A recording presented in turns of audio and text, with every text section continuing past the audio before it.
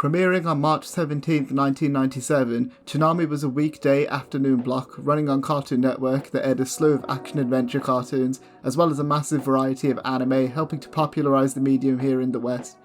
Hosted by various renditions of a robot named Tom, its original run lasted 11 years between 1997 and 2008, introducing many of us to some of our favourite shows such as Dragon Ball Z, Yu Yu Hakusho, Naruto, and a load of others.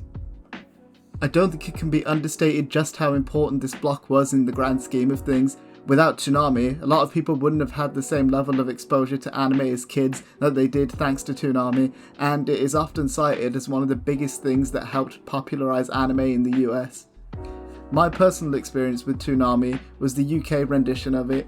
Much like Jetix, which we discussed in a previous video, Toonami initially started off as a block but spun off into its own dedicated channel here in the UK, and it definitely helped introduce me to a lot of great shows such as Samurai Jack, Teen Titans, the 2003 Star Wars The Clone Wars, and the entire DC animated universe, all of which have gone on to become some of my favourite TV shows of all time.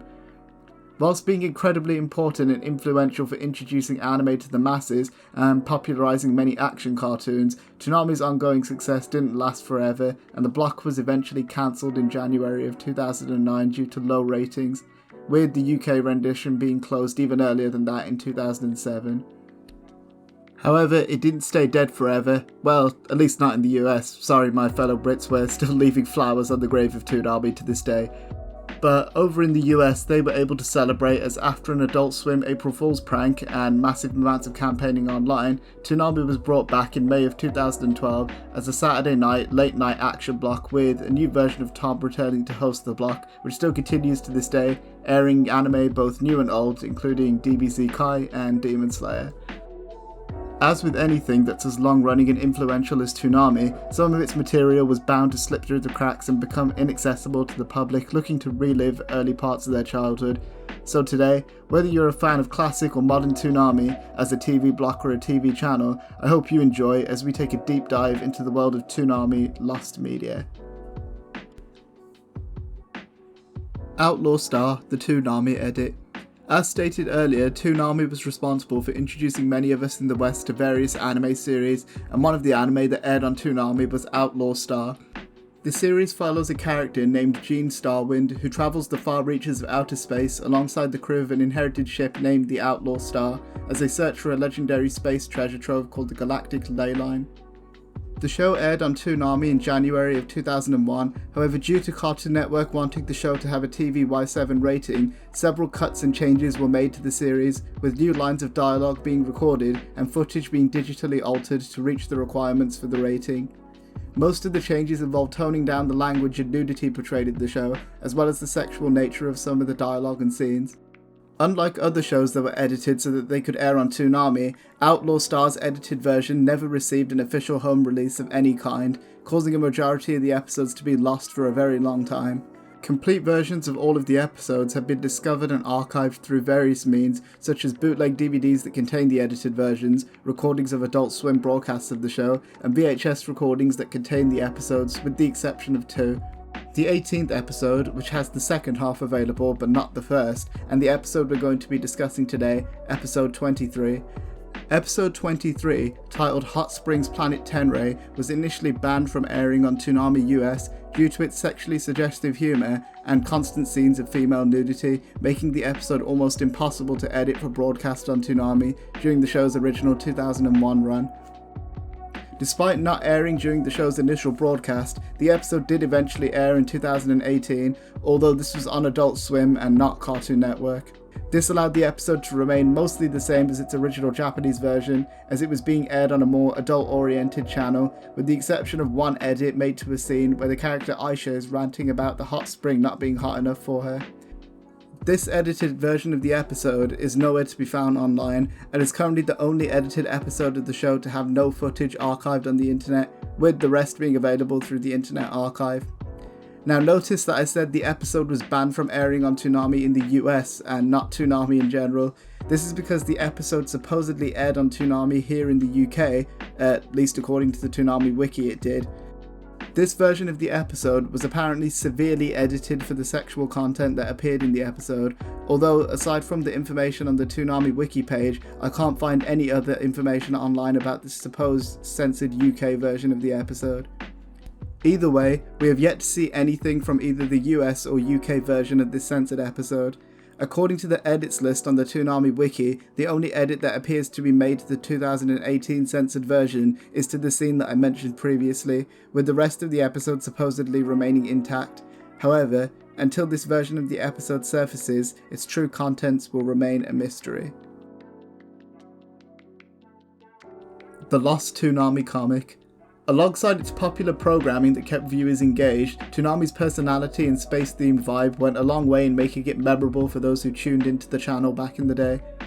Part of continuing the space theme outside of the TV block was a planned Toonami comic book that was set to be released at some point during Toonami's original run on Cartoon Network. This comic was completely original and didn't feature Tom or any of the characters from the channel's history. It remained unknown and unreleased for years until November 4th, 2012, when the Toonami crew revealed that they had found the comic on their computers while working on Adult Swim's Toonami revival, and they decided to release pages of the comic onto the Toonami Tumblr account between November 2012 and February 2013. Honestly, this comic looks really cool. It has some really nice artwork and a pretty cool story. The comic follows a group called the Specials, who are a rebel group of robots fighting an evil empire of robots that have taken over the outer edges of the universe after artificial intelligence and robots advance to the point where they overthrow humans. Think Terminator meets Star Wars. The first page even gives me some pretty Star Warsy vibes. I mean, here's a look at it next to the original poster for Star Wars. The interesting part of this comic is that although it doesn't feature Tom, Sarah, or any of the characters from Toonami's TV block, they were planned to be included in future chapters. The caption that accompanied the first page of the comic book on Tumblr revealed that the issue was designed as a prelude to the main story in order to establish the other characters besides Tom. The crew planned to introduce Tom in the next chapter, which unfortunately never ended up being made, but the Tumblr caption mentions that the plan was to really begin the story in the second issue once Tom and Sarah had joined the Specials. The first issue even ends with "to be continued," setting up that this first issue was supposed to have some sort of follow-up. There was apparently a series Bible that the crew says is lost to them, which likely contained designs and plans for the future of this comic series that never ended up getting made. With this series Bible being lost to the crew, it is very unlikely we'll see more from this comic book series than the first chapter that's already been archived online. There is a very small possibility that there may be some copies of this Bible archived somewhere at Cartoon Network or Warner Brothers, but I'm honestly doubtful, as it doesn't sound like much was made for this comic book series outside of the first chapter and the Bible, which is most likely gone forever. Batman the Animated Series, Tim Curry's performance as the Joker. Whilst being massively influential for anime's success in the West, Toonami also aired a variety of action cartoons, with one of those shows being the hugely popular Batman the Animated Series. And I mean, come on, who hasn't seen this show at some point? Often considered the greatest rendition of The Dark Knight to be adapted in any medium, Batman the Animated Series was iconic for its dark and mature tone, as well as its respectful and loving handling of the DC Comics icon's beloved cast of characters. These days, we of course know that Batman was voiced by the late great Kevin Conroy, with the Joker's voice being provided by Luke Skywalker himself, Mark Hamill. Despite being widely regarded as the best voice actor, or arguably actor of any kind, to portray the Joker, Hamill almost wasn't cast as the character, with English actor Tim Curry initially being chosen to fulfill the role. That's right, the concierge himself was going to voice Batman's greatest adversary. Man, I love Home Alone 2. Anyways, the producers of the show decided that they weren't happy with Curry's performance as the character, despite both Bruce Timm and Andrea Romano, the series creator and voice director respectively, insisting that Curry remain as the voice of the Joker, but they decided to replace him with Hamill. Despite not playing the Joker in the final series, Curry did go on to provide additional voice work on the show, voicing a henchman in the Scarecrow-centric episode Fear of Victory, and an animatronic clown in the episode Beer Clown. In fact, it is massively speculated by fans that the laughter used for this animatronic clown is actually from Curry's original recording sessions as the Joker. Curry stated in a 2017 interview that he was suffering from bronchitis when he recorded his first episode, believing that this was the main reason that he was replaced, although Bruce Timm later stated in an interview that he felt Curry's performance wasn't organic and he was pressured by the show's producer, Alan Burnett, to recast the role. As far as the availability of Curry's performance as the Joker goes, the two episodes we know for sure that were recorded are Christmas with the Joker and The Last Laugh. We know this because on September 5th, 2021, Phil Machi, author of the podcast Stay Tuned, released a documentary about the creation and production of Batman the Animated Series.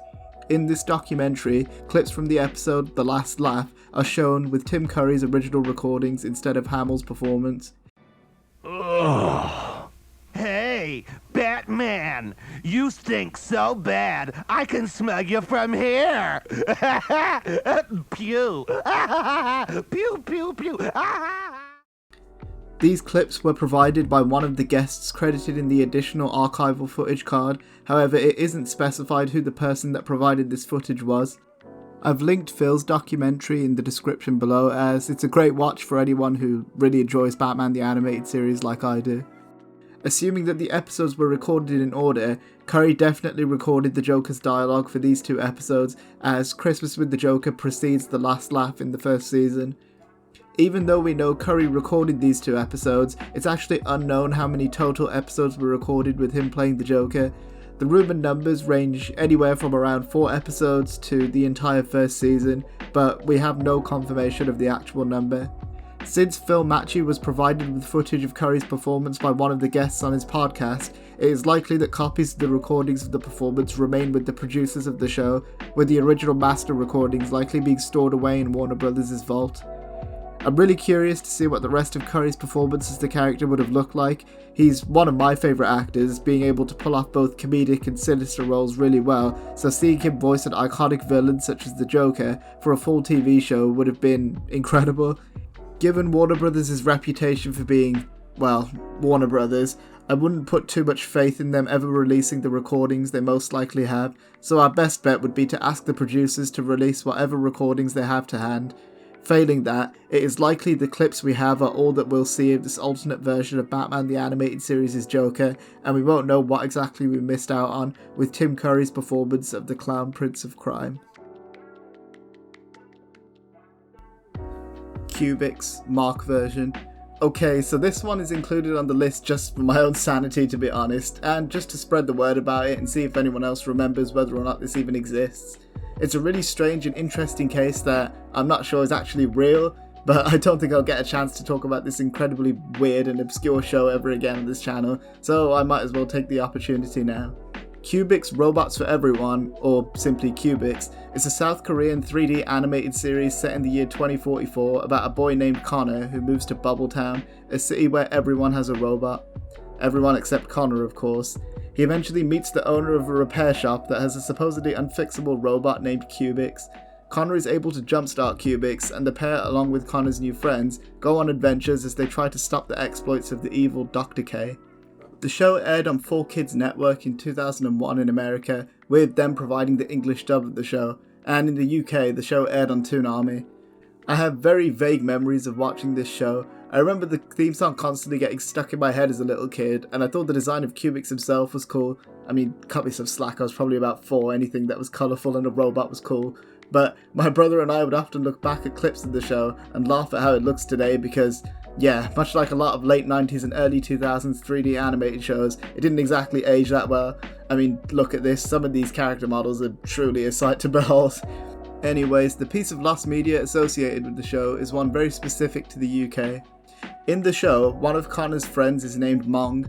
While Mong may be a perfectly normal name in 2044 and in South Korea, here in the UK it is normally used as an offensive term for those with disabilities. I assume that made the dubbing of the British version of the show a pain in the backside, as they would have had to work around this character's original name, and according to Reddit user Blue Baron, they actually did. Blue Baron created a post on r/Lost Media in December of 2023 called Fully Lost, the Lost Media of 4Kids Entertainment. Under that post, they mentioned a version of Cubix that supposedly exists that replaces the character Mong's name with the name Mark due to the offensive slang meaning of the word here in the UK. Blue Baron said that this version aired on Toonami UK and lists the episodes The Unfixable Robot, Don Don for Dinner, and Hurricane Havoc as the episodes that are currently lost. This is the only mention of this version of the show that I have found on the internet, with seemingly no recordings or footage of any kind existing online. I couldn't even find any other mentions of it anywhere else, aside from a post on the Old Lost Media forums by the same person who made the Reddit post, and that duplicates the information from the Reddit post. I did ask my older brother if he remembers a character called Mark being on the show, since he watched it a lot more than I did, and he said he does remember a character with that name and couldn't remember anyone with the name Mong. But this could also be a false memory, as it's been years since either of us have watched the show in general, let alone whatever version aired on Toonami back in the early 2000s. If anyone watching this remembers watching the show and seeing the version where Mong is called Mark, be sure to let me know. It'd be interesting to see if anyone else remembers it like that. While it could be a false memory with both my brother and Blue Baron misremembering, I don't know, I do think it is a very real possibility that this version of the show does exist somewhere. I just can't imagine a kids TV channel in the UK airing a TV show where one of the main characters is named Mong. It's considered a pretty offensive word here, and it's definitely not the sort of word parents would probably want their kids casually blurting out. I always found this show pretty weird as is, so adding this mystery into the mix definitely adds to its intrigue and strangeness. Either way, until someone manages to get in contact with someone associated with the show's production or broadcast here in the UK, or dig up more information on the show as a whole, we'll probably never truly know if the Mark version of Cubix Robots for Everyone is real. Toonami, Trapped in Hyperspace, The Lost Levels. As previously stated, the space-themed branding was a massive part of Toonami's identity both here in the UK and in the US. One of the coolest parts of this branding was the Total Immersion events. These events were animated adventures that aired during the commercial breaks and featured Tom, the robot host of Toonami, voiced by legendary voice actor Steve Bloom, as he travelled space in his ship, the Absolution. These events were a pretty big deal, with them having their own lore and being used as a means to update and introduce new versions of Tom when they felt that the block needed a breath of fresh air. Across the channel's original run, there were 3 Total Immersion events that featured Tom: The Intruder, which aired in 2000, Lockdown, which aired in 2001, and the event we'll be talking about today, Trapped in Hyperspace, which aired in 2002. In this event, the Absolution and Tom's AI partner Sarah are infected by a computer virus named Swayzak while in hyperspace. Swayzak challenges Tom to regain control of the Absolution before the ship crashes to Earth, with the rest of the event following Tom's mission to regain control of his ship and stop Swayzak's hold over Sarah. Like the 2 Total Immersion events that preceded it, Trapped in Hyperspace had a tie-in game that was available on the Toonami website to help progress the story of the event. This game was actually the first game from a Total Immersion event to feature 3D graphics, with players piloting Tom's virtual ship through Sarah's operating system, battling Swayzak with an array of weapons. These weapons were unlocked using passwords that were shown on TV during the event. The game was developed by Pepwork Games, who made games for other Cartoon Network shows. In fact, the gameplay for Trapped in Hyperspace is said to be very similar to the gameplay for another Cartoon Network game called Showdown in the Sky, which was based on the Powerpuff Girls. The game was available on the Toonami website throughout the duration of the event, after which it was moved to the play page of the site until July 2004. After that, the game became unavailable, with nobody backing it up and the game being completely inaccessible through the Internet Archive's Wayback Machine. Throughout the years, there have been various attempts to find the game and make it playable once again by contacting Pepworks employees, with Lost Media Wiki member LapdyNeck starting a petition on change.org asking Cartoon Network and Pepworks to release the game. In May of 2017, Patrick Thiel, an employee of Pepworks, gave LapdyNeck a corrupted beta of the game's training stage. However, this was unplayable. Thiel did say he'll look at some CDs that were at his parents' house that may contain the full game, but we've yet to hear if he ever got around to doing that, and since 7 years have passed, I'm doubtful he ever found the whole game. Sometime later, user Tommy's Shadow, who has been instrumental in archiving and restoring various Shockwave and Cartoon Network Powerplay games, repaired the beta build of the game, making it playable. While it was good to have the beta build of the game's training stage, there was still a desire to find the full game. In July 2022, YouTube user GameKiller Channel uploaded a video that showed gameplay of the training level and the first level of the game. In the description of the video, they state that the game was found on a CNN server, but only the training level and the first level were found. I was unable to find a download to this version of the game online, and GameKiller channel didn't link it in the description of the video, so I'm unsure where this more complete version of the game can be found, if it's even been uploaded to the internet. If anyone watching this video knows where to find it, be sure to let me know in the comments below, I'd love to check it out. The video shows gameplay from a mission titled Day 1 that is different from the footage we have of the repaired beta build. Even though the training level and the first level is seemingly found based on GameKiller channel's video, we still don't have access to the game's second, third, fourth and fifth levels, as they are still lost to this day. Since the game can't be found on the Wayback Machine, we will most likely have to wait for a developer who has a complete version of the game to upload it online, as there doesn't appear to be a completed version available anywhere else on the web. With the search dying down, it's unlikely that Cartoon Network will release a game for an old and relatively obscure TV event from the early 2000s anytime soon, so we'll have to wait and see if anyone else is able to recover more footage or actual builds from this game based on the Trapped in Hyperspace event.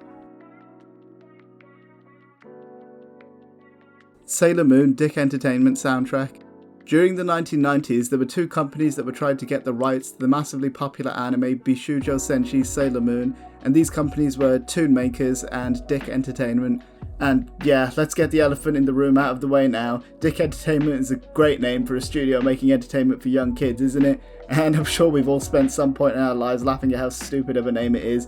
Get all your dick jokes out of the way now, people. Either way, Toon Makers wanted to rework the series into something like Power Rangers, with live action scenes that were mashed with original animated footage that was loosely based on the original show, whereas Dick wanted to take a more traditional approach by dubbing over the series in English.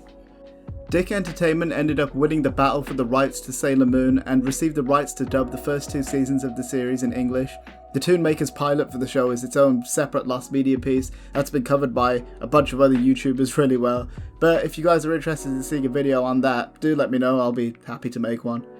For today though, we're going to be talking about Dick's dub for the show, as this was the version of the series that aired on Toonami back in the day.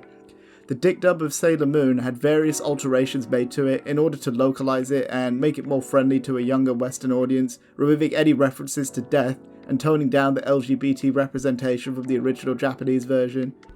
In doing so, major parts of the story were completely altered, not exactly making this the most faithful dub of the show. Another one of the changes made by Dick was to the show's original soundtrack, with it being completely replaced with their own soundtrack that was produced in-house. In order to make this soundtrack, Dick hired two separate music companies, one to work on the vocal music and one to work on the background music. Music producer Michael Benyat, apologies if I butchered the pronunciation of his name, and his music company The Music Kitchen were brought in to make the vocal soundtrack, while the background music was done by composer Bob Summers and music producer Don Perry, with his music company Don Perry Music. While all of the vocal soundtrack is available, getting 3 official CD releases, the background music hasn't received a release of any kind in its entirety, leaving fans desperately searching to find as much as they can from this soundtrack, with some even piecing together their own recreations from the small pieces that we have available. In February 2021, YouTuber TF1945 contacted Bob Summers and Don Perry to see if they had any copies of the soundtrack, which they regrettably did not.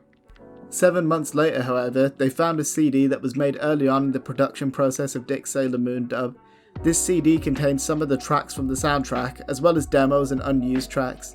All of these tracks were uploaded to one of TF1945's channels called Project Sailor Scout, and were also made available for download. From 1998 through 2006, a fan dubber by the name of Andrew Dowler operated his own Sailor Moon fan dub group, where he was somehow able to get a hold of some of the cues from Dick's soundtrack to use in his Sailor Stars fan dub. Andrew did not release the cues he had in his possession at the time, however TF1945 was able to contact Andrew in July 2022, but received no response. Thankfully though, it only took a few more months and Andrew responded in December, sending over the cues that he had so that they could be archived. Despite these massive steps forward taken with finding the complete soundtrack, there are still 103 tracks from the estimated total of 191 that are still missing to this day. It is believed that the background music soundtrack is currently owned by a Canadian company called Wildbrain, as they acquired Dick's parent company, Cookie Jar, in October of 2012. With the dick dub of the show not seeing a home release for years and all of the legal mumbo jumbo surrounding the rights to it, it may be hard to get our hands on any sort of official release of this soundtrack unless those associated with its production release it online for fans to enjoy. Thanks for watching. If you guys enjoyed this video, be sure to hit the like button down below, be sure to hit the subscribe button for more videos like this in the future, and if you guys have any topics that you'd like me to cover, be sure to leave them down in the comments below and I'll be sure to take them into consideration. So once again, thanks for watching, and I hope to see you guys next time. Goodbye.